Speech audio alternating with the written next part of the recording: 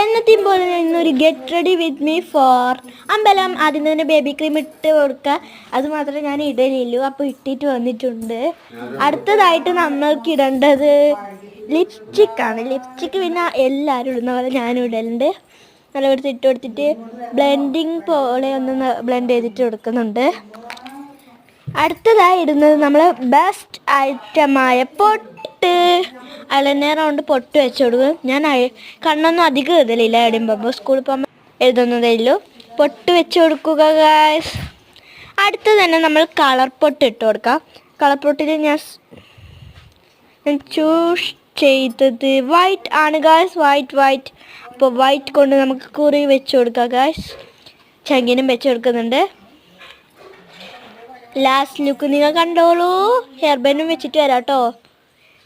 ഇതാണ് എൻ്റെ last look guys.